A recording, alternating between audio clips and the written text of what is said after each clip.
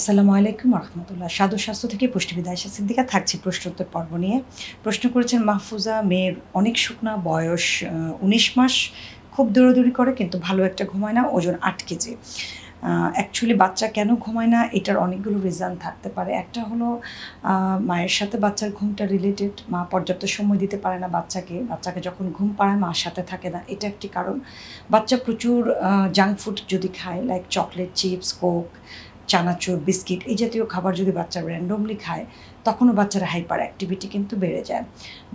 মা ব্যস্ত থাকার কারণে বাচ্চাকে যদি মোবাইল দিয়ে বসিয়ে রাখা হয় বা টিভি ছেড়ে কার্টুন দেখতে দেওয়া হয় বা বিভিন্ন গেমস খেলতে দেওয়া হয়, এগুলো বাচ্চার জন্য খুবই ব্যাড ইফেক্ট তৈরি করে এবং বাচ্চার ঘুম কিন্তু তখন চলে যায়, কারণ এগুলো খুবই স্ট্রেসফুল থাকে বাচ্চার জন্য। আর এনভায়রনমেন্ট একটা বড় ইস্যু থাকে। কোলাহল অনেক বাচ্চা পছন্দ করে, অনেক বাচ্চা পছন্দ করে না। বাচ্চার জন্য এনভায়রনমেন্টটা কেমন সেটাও আমাদেরকে একটু দেখতে হবে। বাচ্চার খাদ্য তালিকায় মিল্ক আছে কিনা সেটা খেয়াল করবেন। যদি ১৯ মাসের একটা বাচ্চার খাদ্য তালিকায় মায়ের বুকের দুধ থাকবে অথবা ফর্মুলা দুধও থাকে অনেক সময়, যেটা বাচ্চাকে কিন্তু ঘুমাতে হেল্প করে থাকে। সো বাচ্চাকে পর্যাপ্ত সময় দিতে হবে। যখন বাচ্চাকে ঘুম পাড়াবেন, একদম এনভায়রনমেন্টটা সুন্দর রাখতে হবে। পর্যাপ্ত বাতাস যাচ্ছে কিনা, অর্থাৎ জায়গাটা কুল আছে কিনা সেটাও খেয়াল করতে হবে। রাতে আপনি যদি দেরিতে ঘুমাতে যান, আপনার বাচ্চাও কিন্তু তখন দেরিতে ঘুমাতে যাবে। অনেক সময় আছে মা বাবারই রাত জাগার একটা অভ্যাস আছে, লং টাইম জেগে থাকেন, কম ঘুমায়, সে প্র্যাকটিসটা তো আসলে বাচ্চার হয়ে যায়। কাজে একটু আইডেন্টিফাই করেন বাচ্চার ফুড হ্যাবিট ঠিক আছে কিনা, তার জন্য এনভায়রনমেন্ট ক্রিয়েট করতে পেরেছেন কিনা, কতটুকু সময় আপনি আপনার বাচ্চাকে দিচ্ছেন সেটা, কারণ ঘুমের সাথে আপনার বাচ্চার গ্রোথ রিলেটেড। রাত ৯টা থেকে রাত ২টা পর্যন্ত ঘুম খুব খুব জরুরি বাচ্চার ডেভেলপমেন্টের জন্য, হরমোনগুলো প্রপারলি সিক্রেশনের জন্য, বাচ্চার হার্ট, কিডনি, লিভার, লাং ভালো থাকার জন্য। সো এই বিষয়গুলো খেয়াল করেন, তাহলে আশা করি আপনার বাচ্চা ভালো ঘুমাবে। প্রশ্ন করেছেন রাসেল মিয়া, বিস্কিট বাচ্চার জন্য কি উপকারী কিনা। অ্যাকচুয়ালি বিস্কিট একটা কার্বোহাইড্রেট, সো অর্থাৎ ভাত, রুটি, চিড়ামুড়ির বিকল্প খাবার কিন্তু বিস্কিট। যেহেতু এটি একটি প্রসেস খাবার, সেজন্য আমরা এটিকে কম দিতে বলি, কারণ বিস্কিট যখন কোনো বাচ্চা পছন্দ করে সেটা অলমোস্ট অ্যাডিকশান হয়ে যায়। অনেক সময় দেখা যায় যে বাচ্চা ভাত খাচ্ছে না, চিড়ামুড়ি কিছুই খাচ্ছে না, কিন্তু এক প্যাকেট বিস্কিট দিলে পুরোটাই সে খেয়ে যায়। সো এটি যেহেতু রিফাইন্ড আটা, ময়দা থেকেই তৈরি করা হয় এবং এটি গ্লুটেন ফ্রি না, অনেক সময় বাচ্চার ইনডাইজেশনের কারণ কিন্তু বিস্কিট হয়ে যায়, বুক জ্বালাপড়া করে এবং ঘন ঘন তার বাউলটা ক্লিয়ার, মানে বারবার তার পায়খানা হতে পারে। এই কারণে যখন গ্লুটেনের আধিক্য থাকে তখন কিন্তু এই বিষয়টা হয়, ইরিটেশন তৈরি হয়, আইবিএসের সিমটম তৈরি হতে পারে। সো বিস্কিট বাচ্চাকে আপনি হোমমেড করে দিলেও পারেন, লাইক ময়দার সাথে যখন একটু ডিম, বাদাম মিক্সড করে একটা গুড স্ন্যাক্স হতে পারে, কিন্তু কখন এটা র্যান্ডমলি রেগুলার অন্য কিছু খাচ্ছে না, কন্টিনিউ বিস্কিট দিয়ে যাচ্ছেন, এরকম না হওয়াটাই ভালো। মাঝে মাঝে চকলেট বিস্কিট, মাঝে মাঝে বাদাম দিয়ে তৈরি করা বিস্কিট বা ওটসের ক্র্যাকার্স বা বার্লি দিয়ে অথবা লাল আটা দিয়ে তৈরি করা যে বিস্কিট আছে, ছোটোবেলা থেকে আসলে অভ্যাসগুলো তখন এই বিস্কিটগুলো বাচ্চারা খেতে পারে। আর এছাড়া যখন একবারই বেকারি বিস্কিটের টেস্ট পেয়ে যায়, তখন সহজে আসলে আমরা যে বিস্কিটগুলো খেতে বলি সেগুলোর টেস্ট বাচ্চারা আসলে নিতে চায় না, কারণ বিস্কিট খুবই টেস্টি। যদি আমরা যখন বেকারি থেকে নিই, সেই বিস্কিটের ম্যাক্সিমাম মানুষই কিন্তু অভ্যস্ত হয়ে যায়। প্রশ্ন করছেন সাবিনা, ম্যাম, কোলাজেন কফি কি ব্রেস্ট ফিডিং করানো মায়েরা খেতে পারবে, বাচ্চার জন্য কি নিরাপদ? সাবিনা, আপনাকে বলবো যে যেমন কোলাজেন কফি, এটা হয়তো আপনি কোনো একটা পেজে অ্যাড দেখে এটার কথা আমাকে জিজ্ঞেস করেছেন। আমি পুষ্টিবিদ আয়েশা সিদ্দিকা কোলাজেন নিয়ে অসংখ্য ভিডিও দিয়েছি।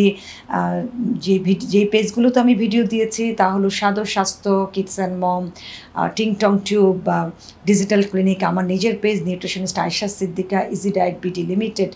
এই পেজগুলোতে আমার কোলাজেনের কথা গিয়েছে, আমি কোলাজেনের কোনো অ্যাড করিনি এবং কোলাজেন কফি নিয়ে আমি কোথাও কোনো কথা বলিনি। কোলাজেন কফিটা বেসিক্যালি আমার কোলাজেনের ভিডিওগুলোকে জাস্ট তারা নিয়ে, তাদের কোলাজেন কফি নিয়ে তারা বিক্রি করছে। সো এর সাথে আমার কোনো সম্পৃক্ততা নাই। কাজে কোলাজেন কফি ওয়েট লসে হেল্প করবে কি না এই বিষয়টা আমি আপনাকে বলতে পারছি না। আর কোলাজেন কফি চেয়ে হলো কোলাজেন যে প্রোটিন সাপ্লিমেন্ট, যেটা আমি সবসময় বলি ত্বক, চুল, নখ, মাসেল এর জন্য খাবেন, বা বডিতে পেইন থাকলে তার জন্য কিন্তু কোলাজেন খেতে বলি, এটা একটা প্রোটিন, বাট এটিও ওয়েট লসের জন্য না। আর একজন ব্রেস্ট ফিডিং মা ওয়েট লসের জন্য কোনো ধরনের weight loss supplement like fat burner বা ফ্যাট মেটাবোলাইজার বা এরকম green coffee, green juice weight কমানোর জন্য একজন ব্রেস্ট ফিডিং মা খেতে পারবেন না। একজন ব্রেস্ট ফিডিং মা ওয়েট কমাতে পারবেন, সুন্দর করে ওয়েট কমাতে পারবেন একজন ডায়েটিশিয়ানের পরামর্শ নিয়ে, তিনি কি খাবেন, কোন খাবারটা তার শরীরের জন্য প্রয়োজন এবং কোন খাবারটা খেলে তার পর্যাপ্ত পরিমাণে মিল্ক থাকবে, তার বাচ্চারও কোনো অসুবিধা হবে না, কোন সাপ্লিমেন্টগুলো তার জন্য সেফ হবে, এটি একজন ডায়েটিশিয়ান তাকে ঠিক করে দিবে।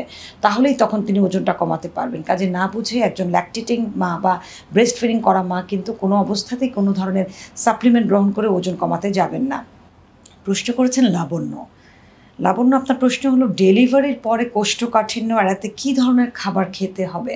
অ্যাকচুয়ালি কোষ্ঠকাঠিন্য ডেলিভারির পরে, বিশেষ করে যেসব মা সার্জারি হয়, সি সেকশনের পরে ডেলিভারিটা হয়, তখন অনেকেই কোষ্ঠকাঠিন্য থাকে এবং এটি সারতে সময়ও লাগে।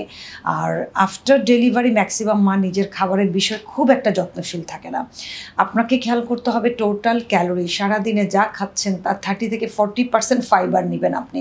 ফাইবারটা কোথা থেকে পাবেন?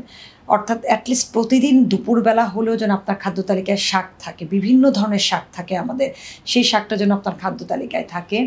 ডাঁটা শাক, লাল শাক, পুঁই শাক, পালং শাক, অ্যালার্জি না থাকলে সব ধরনের শাকই কিন্তু তখন খাওয়া যায়। এছাড়া পর্যাপ্ত পরিমাণ পানি পান করতে হবে। অনেক সময় আছে যে একা থাকার কারণে শাক কেটে বুঝে রান্না করতে পারে না, বিকল্প ফাইবার কোথা থেকে নেবেন?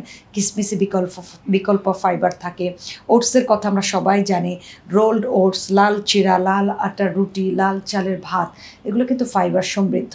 এছাড়া সমস্ত সিজনাল ফলগুলোতে কিন্তু ফাইবার থাকে, তাই সিজনাল ফলগুলো খাদ্য তালিকায় অ্যাড করতে হবে। আর চেষ্টা করতে হবে আপনার খাবারটা যতটুকু সম্ভব, যে যেমন একটা লাউ দিয়ে মাছ রান্না হলো, এটি যেন একদম ঝোল পাতলা ঝোলের তরকারি হয়, পেঁপে দিয়ে, ঝিঙ্গা দিয়ে, পটল দিয়ে, এই ধরনের সবজিগুলো সব ঝোলের হতে হবে আপনার। একদম ভুনা জাতীয় খাবার, প্রচুর মশলা দিয়ে তৈরি খাবারগুলো আপনি অ্যাভয়েড করে যাবেন। রাতের খাবারটাকে চেষ্টা করবেন যে রাত 8টা, 8:30টার মধ্যে শেষ করে দিতে। ঘুমাতে যাওয়ার 1 ঘন্টা আগে লাস্ট পানি খেয়ে নেবেন এবং টক দইটা খাবেন, তার সাথে একটু জিরার গুঁড়া বা কালি জিরা মিক্সড করে খাবেন, দেখবেন যে আপনার বাথরুমটা একেবারেই ক্লিয়ার হয়ে গেছে। আর প্রতিবেলা খাবারের পরে অন্তত 10 মিনিট করে মুভমেন্ট করবেন, জাস্ট হাঁটবেন, স্পেশালি ব্রেকফাস্ট, লাঞ্চ এবং ডিনার, 3 বেলা খাবারের পরে 10 থেকে 15 মিনিট করে হাঁটুন। এরপরেই দেখবেন যে আপনার বাউলটা ক্লিয়ার হয়ে গেছে। প্রশ্ন করেছেন নাবিলা, বয়স 13, আমার অনেকগুলো চুল পেকে গেছে, এর জন্য করণীয় কী? অ্যাকচুয়ালি নাবিলা, এটা হলো বয়স 13 কোনো ফ্যাক্টর না। চুল পাকার জন্য যে 40, 45, 50 বছরই হতে হবে, এখন আসলে সে বিষয়টা আর নেই। এটার কারণ হলো আমাদের এনভায়রনমেন্ট পলিউশন। অর্থাৎ এনভায়রনমেন্ট পলিউশন হলে যে কোনো ধরনের কেমিক্যাল রিয়াকশনই কিন্তু আমাদের সাথে হতে পারে।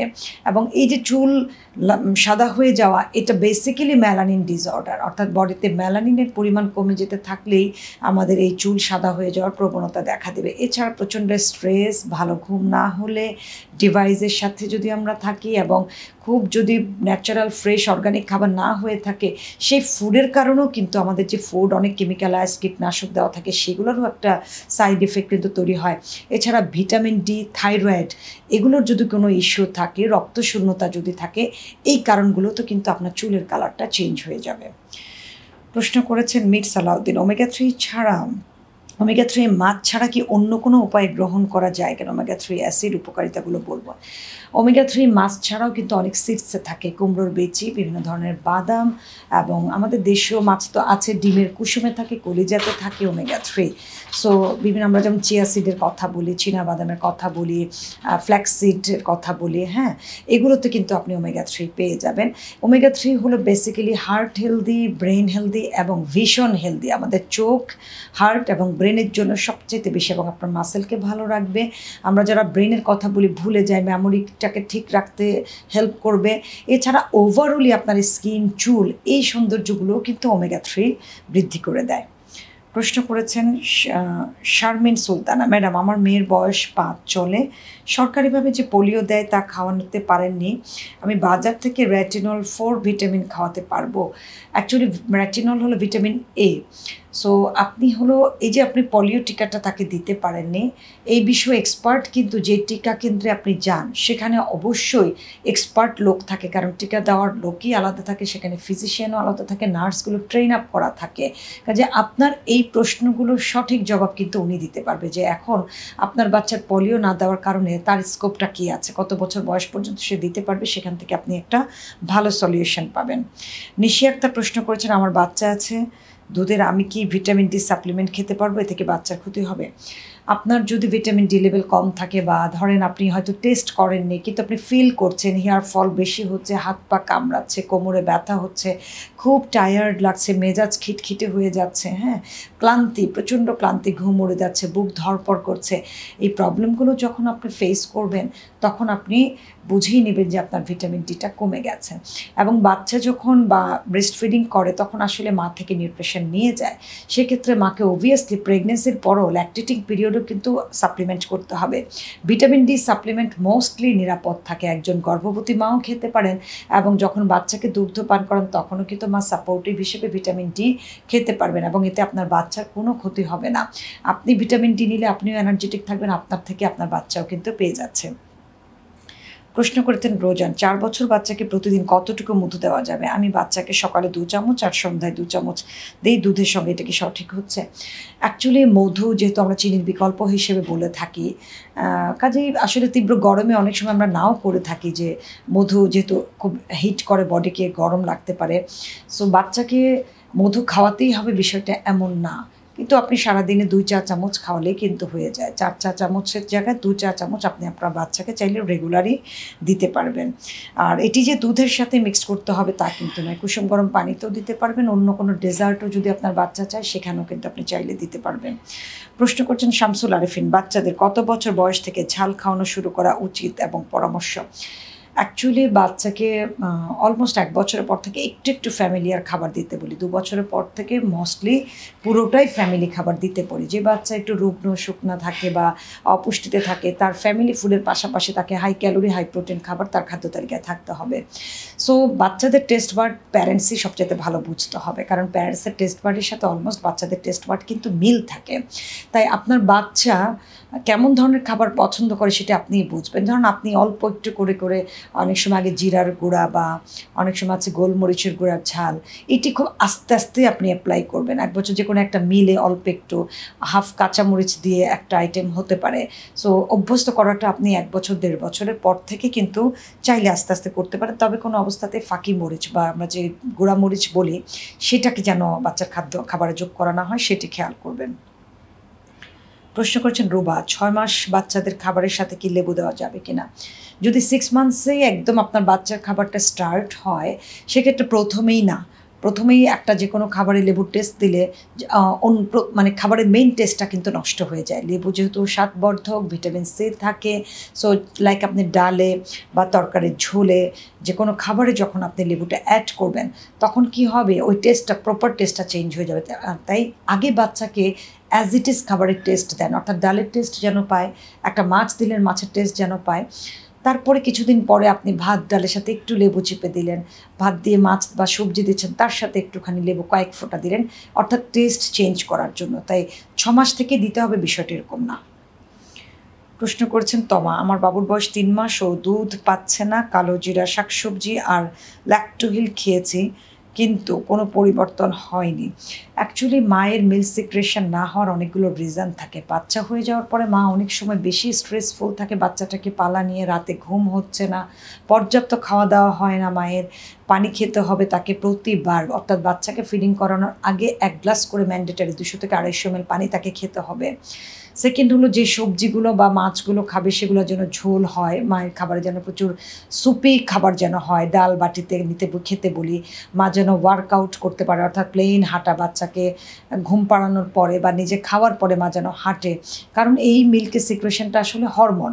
সো স্ট্রেসন প্রজেস্টেরন যেন ভালো সিক্রেশন হয়, মা যেন একটা ভালো ঘুম দিতে পারে, এগুলো কিন্তু খেয়াল করতে হবে। তাই মায়ের খাবার, মায়ের ঘুম, মায়ের স্ট্রেস এগুলোর সাথে কিন্তু মিল্ক সিক্রেশনের রিলেশন আছে। মা যেন রেস্ট না পেলেও কিন্তু মিল্ক সিক্রেশন কমে যাবে।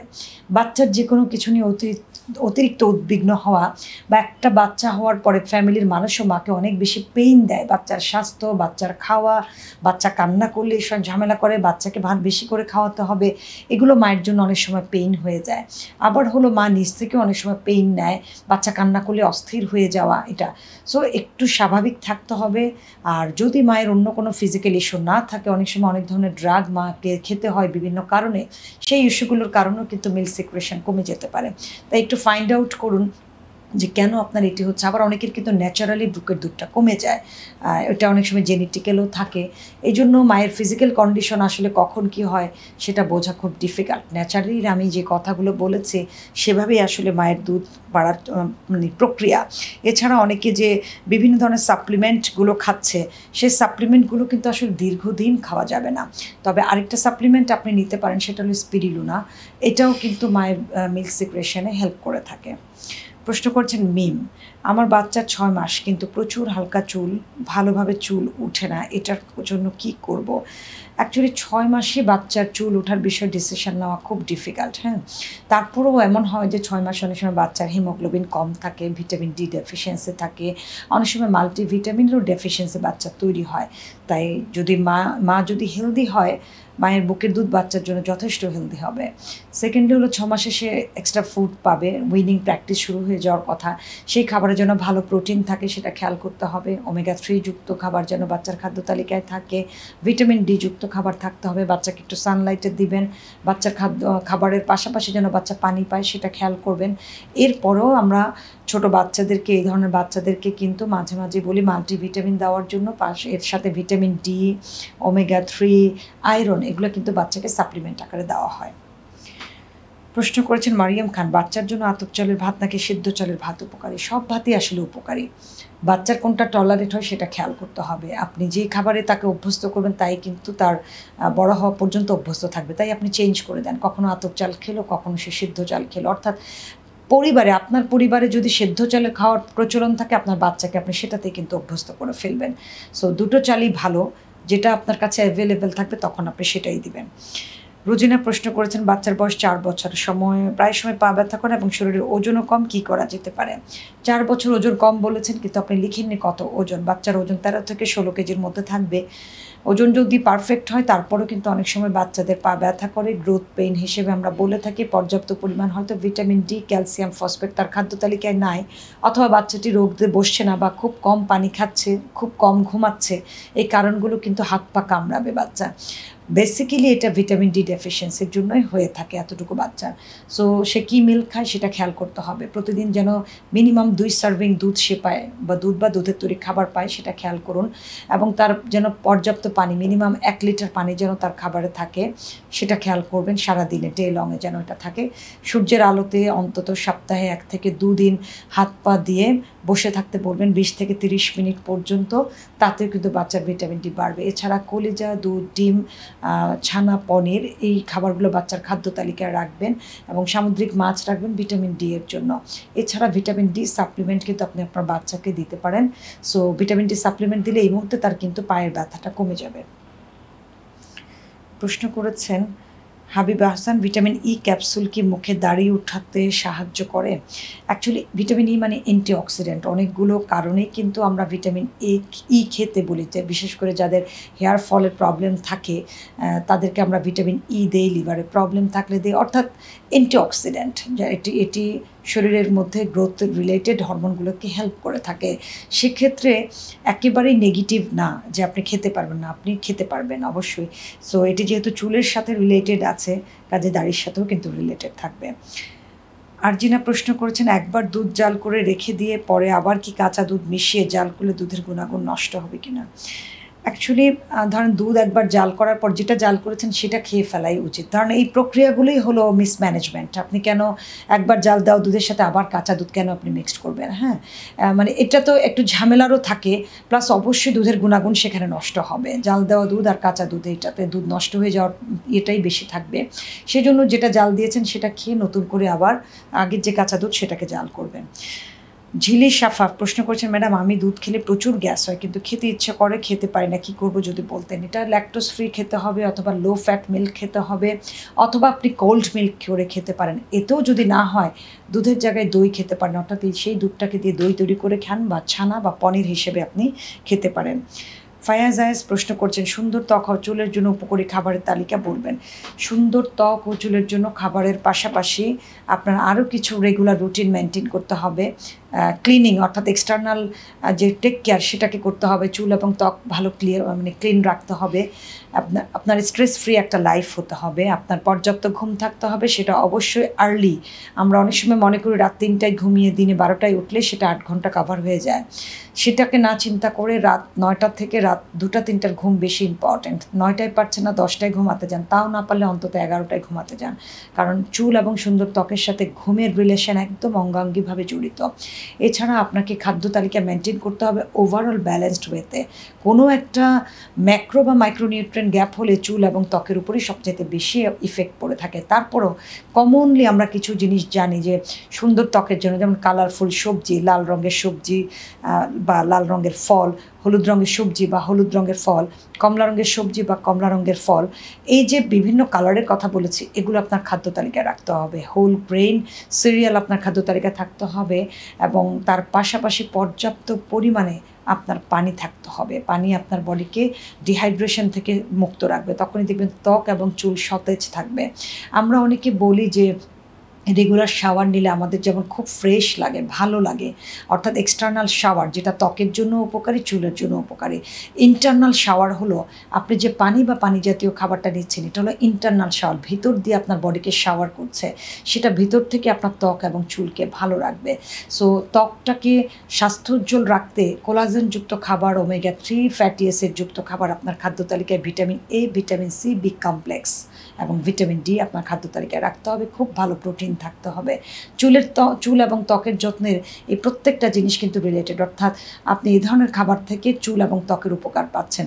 যারা পারফেক্টলি এটাকে মেনটেন করতে পারেন না, তারা সাপ্লিমেন্ট আকারে ওমেগা 3 নেবেন অন্তত বছরে 2 থেকে 3 বার, কোলাজেন বছরে 2 থেকে 3 বার। যখনই খাবেন কোলাজেন সাপ্লিমেন্টটা আপনি 2 থেকে 3 মাস টানা খাবেন।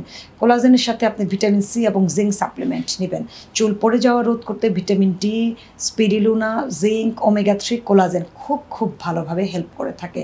কাজে এই বিষয়গুলো যখন আপনি সাপ্লিমেন্ট আকারেও নেবেন এবং খাদ্য তালিকায় থাকবে তখন খুব এক্সিলেন্ট থাকবে। প্রশ্ন করেছেন আব্দুল আজিজ, আমার হাইপার থাইরয়েড, শরীর শুকিয়ে গেছে, কি খাবার খেলে মোটা হব?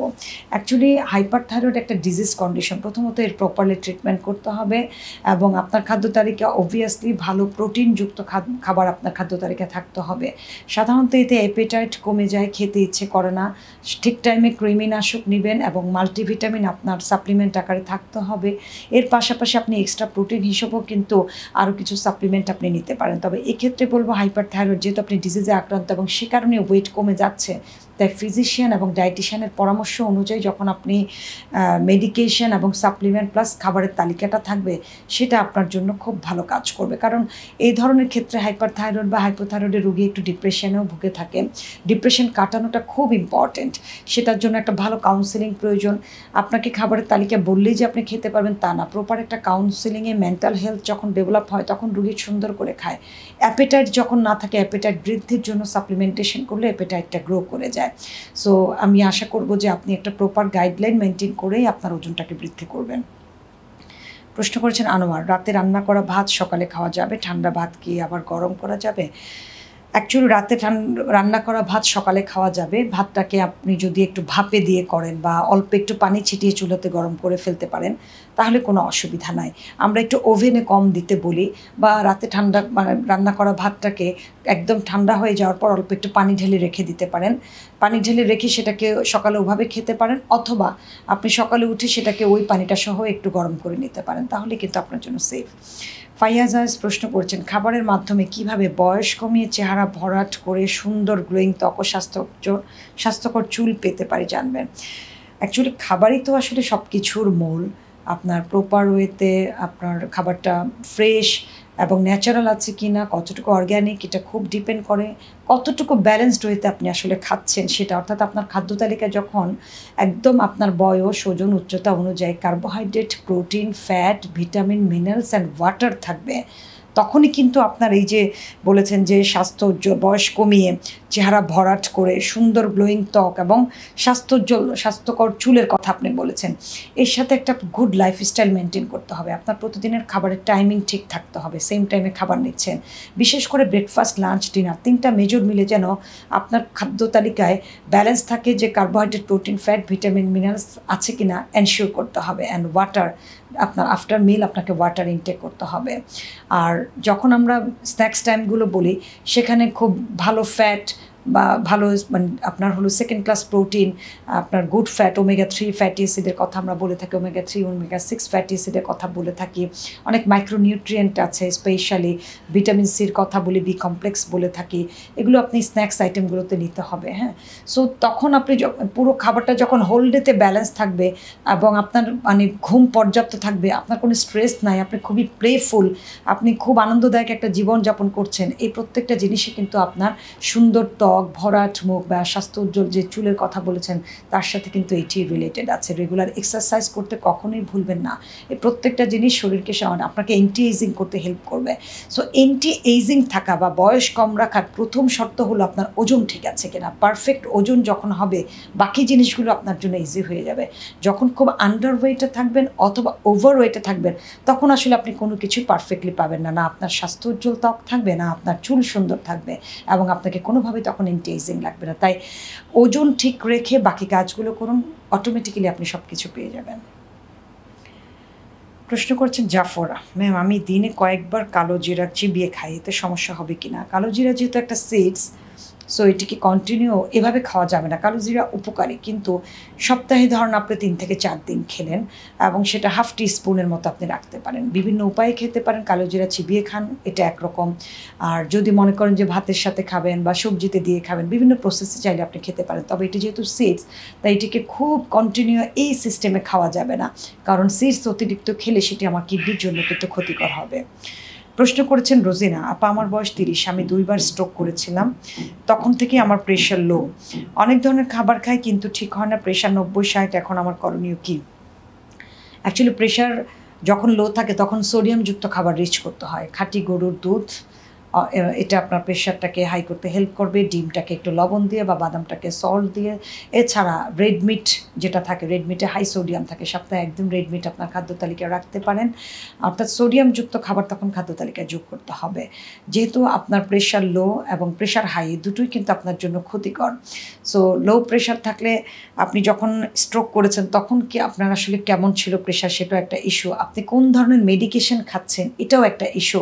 সো আমি রিকোয়েস্ট করবো আপনাকে যে প্রথমত ফিজিশিয়ানের সাথে কথা বলুন, কারণ আপনি স্ট্রোকের পেশেন্ট, অবশ্যই আপনার একজন রেগুলার ফিজিশিয়ান আছে, তার সাথে কথা বলার পরে কোনো মেডিসিন কি এখানে আপনার অসুবিধা করছে কিনা সেটা ফাইন্ড আউট করুন, তাহলে আপনার জন্য খাদ্য তালিকা সহজ হয়ে যাবে এবং তখন আপনার প্রেশারটা পারফেক্ট জায়গায় হবে। ভালো একটা ঘুম আপনার জন্য খুব জরুরি, স্ট্রেস ফ্রি থাকতে হবে। স্ট্রেস দুটো জিনিসই করে, প্রেশারটাকে লো করে দেয়, প্রেশারটাকে হাই করে দেয়। ঘুম না হলেও আপনার একই জিনিস হবে। তার পাশাপাশি অবভিয়াসলি আপনার খাবার রিলেটেড আছে প্রেশার হাই এবং লো এর সাথে। তাই ফিজিশিয়ানের সাথে আগে কথা বলে একজন ডায়েটিশিয়ান বা পুষ্টিবিদ দেখিয়ে আপনার খাবারের তালিকাটা ঠিক করে নিন। প্রশ্ন করছেন ইশরাতগুলি, হিপের চর্বি কিভাবে কমানো যায়? অ্যাকচুয়ালি যখন আমরা ওবেসিটিতে ভুগি, ওভারঅলই কিন্তু একটা ওয়েট হয়, তার মধ্যে অনেক স্ট্রাকচারাল কারণে, যে কারো লোয়ার পোর্শনে ফ্যাট বেশি থাকে, কারো আপার পোর্শনে ফ্যাট বেশি থাকে। বাট আপনাকে প্রথমে ওভারঅল ওয়েট কমাতে হবে, কমানোর পরে আপনার হিপের ওয়েটও কিন্তু তখন কমে যাবে। বাট স্ট্রাকচার যদি এমন হয় যে আপনার পারিবারিকভাবে শরীরের অন্য জায়গা থেকে হিপটা একটু ভারী, সেক্ষেত্রে সেই হিপ কমানোর জন্য আপনাকে আলাদা কিছু স্ট্রেচিং ব্যায়াম করতে হবে। হিপের ব্যায়ামগুলো কিন্তু আলাদা আছে, আপনি একটু ইউটিউব সার্চ করলেও কিন্তু আপনি পেয়ে যাবেন, একটু খেয়াল করবে, বিভিন্ন জার্নাল ঘাটলেও আপনি পেয়ে যাবেন। এছাড়া ধরুন আমাদের তো আসলে সাঁতার কাটার স্কোপটা খুব কম। সাঁতার হলো এমন একটা এক্সারসাইজ যেটা ওভারঅল বডির ফিটনেস ভালো রাখে, টাইট রাখে এবং ওজন কমানোর প্রত্যেকটা জায়গা থেকে পোষণ থাকে, কিন্তু সে ওজন কমাতে আপনাকে হেল্প করে থাকবে। এছাড়া কিছু কিছু যোগা আছে যেটি আপনি প্র্যাকটিস করলে আপনার কিন্তু হিপের মানে যে এক্সট্রা যে ফ্যাট সেটা কমে যাবে। তবে আমি বলবো প্রথমে ওভারঅল ফ্যাট কমান, তখনই কিন্তু আপনার হিপ কমবে। তারপর আপনি বাকি যদি এক্সট্রা আরও ব্যায়াম করতে চান তখন শুধুমাত্র হিপের এক্সারসাইজটা করবেন। প্রশ্ন করছেন মাহমুদ, বেশি মাংস খাওয়ায় ইউরিক অ্যাসিড এবং কোলেস্ট্রল বাড়লে তা কমানোর উপায় কী? এখন আপনাকে যেটা করতে হবে, বেশি মাংস খাওয়া আপনি বলেই ফেলেছেন, তার মানে মাংস খাওয়া টোটালি অফ রাখতে হবে। আপনি যখন ইউরিক অ্যাসিড এবং কোলেস্ট্রল বাড়িয়ে ফেলেছেন, কুকিং অয়েলটাকে কন্ট্রোল করতে হবে। ফাইবার জাতীয় খাবার অর্থাৎ আপনি হলো শাক জাতীয় খাবার আপনার খাদ্য তালিকায় রাখতে হবে, হোল গ্রেইন আপনার খাদ্য তালিকায় রাখতে হবে, টক দইটা খাবেন। ইউরিক অ্যাসিড বেশির জন্য পর্যাপ্ত পানি খেতে বলা হয়। ইউরিক অ্যাসিড মাংসের জন্য, সিডসের জন্য বেড়ে থাকে, ডাল খেলেও কিন্তু বেড়ে যায়। সো এগুলো আপনার খাদ্য তালিকায় কিছুদিন অফ রাখার পরে দেখবেন কমে যাবে, আবার আস্তে আস্তে আপনি যোগ করতে পারবেন। এছাড়া পানি তো আপনাকে খেতে হবে, ইউরিক অ্যাসিড লেভেল অনুযায়ী কিন্তু আপনাকে মেডিকেশন নিতে হবে। যারা অ্যাপেল সাইডার ভিনেগার খেতে পারেন, টানা 15 দিন অ্যাপেল সাইডার ভিনেগার 1 গ্লাস পানিতে 1 টেবিল চামচ করে 3 বেলা খেয়ে দেখেন, তাতেও কিন্তু আপনার ইউরিক অ্যাসিড লেভেলটা কমে যাবে। প্রশ্ন করছেন রুজিনা, ডিপ ফ্রিজে মাংস রেখে খাওয়া কতদিন পর্যন্ত নিরাপদ? ডিপ ফ্রিজে সেটা কুকিং নাকি আপনি র সেটা কিন্তু বলেননি। যখন আপনি মাংসটাকে কুক করে একবারে, অনেকে আছে 5 কেজি 10 কেজি মাংস কুক করে ডিপ ফ্রিজে রাখে, তখন আমি যে কাজটা করি বা আমি বলে থাকি যে ঠিক আপনি এইভাবে বক্সিং করবেন যে আপনি একবার যে বক্সটা বের করবেন সেটা যেন একবারই শেষ হয়ে যায়। অর্থাৎ আপনি যদি মনে করেন আমি 5টা বক্স করবো, 5টা বক্স আলাদা আলাদা করবেন, একসাথে 5 কেজিকে বক্স করবেন না। আবার যখন আপনি এটাকে রাখবেন, প্যাকেট করে ফ্রিজে রাখবেন, সেই প্যাকেটিংটা এমন হতে হবে যে একবারে আপনি যদি মনে করেন 1 কেজি করে রাখবেন, তাহলে 1 কেজির 5টা প্যাকেট করবেন। 5 কেজি একসাথে করে অনেকে আছে এটাকে খুলে 1 কেজি সরিয়ে নরম হওয়ার পরে আবার রাখে, এটাতে প্রচুর ব্যাকটেরিয়া ইনফেক্টেড হয় এবং এটি তখন আর স্বাস্থ্যসম্মত থাকে না।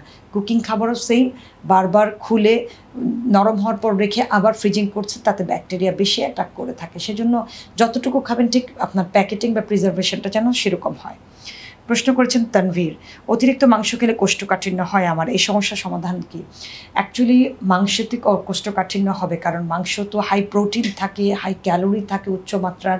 এটি আপনার মানে পাকস্থলী ডাইজেশন হতে অনেক সময় লাগে, অনেক বেশি প্রেশারাইজ হয় তখন আমাদের অর্গ্যানগুলো, অর্থাৎ কোলনে গিয়ে সেটা তখন একটা প্রেশার হয়। মাংসের পাশাপাশি আপনাকে প্রচুর ফাইবার নিতে হবে। আমি বলে থাকি যখনই আপনি মাংস খাবেন, খাবারের জন্য 1 বাটি টক দই থাকে এবং শসা, টমেটো, গাজর, লেটুস দিয়ে ভালো একটা স্যালাড থাকে। অর্থাৎ মাংস যেটা খাচ্ছেন, মাংসতে ফাইবারটা কম থাকে, সেই মাংসটাকে বডিকে ডাইলিউট করার জন্য, অ্যাবজর্পশন ক্যাপাসিটি বাড়ার জন্য টক দই এবং এই ফাইবারটা আপনাকে হেল্প করে থাকবে। বা মাংস খাওয়ার পরে আধা ঘন্টা 1 ঘন্টা পরে আপনি হলো লেবু পানি খেতে পারেন বা টক দই দিয়ে মাঠা করে আপনি কিন্তু খেতে পারেন, এটি আপনাকে হেল্প করে থাকবে। অথবা 1 গ্লাস পানিতে 1 টেবিল চামচ আপনি অ্যাপেল সাইডার ভিনেগার দিয়ে খেতে পারেন, তাহলে কোষ্ঠকাঠিন্যটা কমবে। যেদিন আপনি মাংস খাবেন সেদিন আপনার খাবারের তালিকাটা, লাইক অনেকে সকালে রুটির সাথে মাংস খায়, সো রুটি মাংস খাচ্ছেন, সাথে একটা সালাদ আর টক দই রাখবেন। আবার যদি মনে করেন যে আপনি দুপুরে খেতে চান মাংস, সকালে না, তখন তো আপনি ভাতের সাথে খাচ্ছেন, তখন ভাত, শাক, মাংস, ডাল, আরেকটা হলো আপনি সালাদ রাখবেন, তার সাথে একটা টক দই রাখবেন। এটাকে যদি আপনি রাতে নিয়ে যান, তবে আমি রাতে ম্যাক্সিমাম ক্ষেত্রে প্রেফার করি না করে থাকি। আপনি যখন রাতে খাবেন, সেম আপনাকে অবভিয়াসলি 1 বাটি টক দই খেতে হবে, টক দই দিয়ে আপনি সালাদটাকে করবেন। আপনি খাওয়ার পরে মানে মিনিমাম 20 থেকে 25 মিনিট হাঁটবেন, তারপরে পানি খাওয়া স্টার্ট করবেন। অর্থাৎ খাবারের পরপরই পানি না, মাংস খাওয়া বা যে কোনো খাওয়ার আধা ঘন্টা 1 ঘন্টা থেকে পানি খাওয়া স্টার্ট করলে যে কোষ্ঠকাঠিন্য রোধ করতে যে বিষয়টা হেল্প করে থাকে, সেটা হলো পর্যাপ্ত পানি থাকতে হবে আপনার খাবারের পরে, আর পর্যাপ্ত পরিমাণে ফাইবার থাকতে হবে। রাতে ঘুমানোর আগে চাইলেও কিন্তু আপনি 1 গ্লাস পানিতে চিয়া সিড বা তোকমা এসব দিয়ে আপনি এটাকে 1 গ্লাস খেয়ে নিতে পারেন এবং সকালে উঠলে তখন কিন্তু আপনার বাউলটা ক্লিয়ার হয়ে যাবে। প্রিয় দর্শক, আজ এই পর্যন্তই। ভালো থাকবেন, সুস্থ থাকবেন, স্বাদ ও স্বাস্থ্যের সাথেই থাকবেন।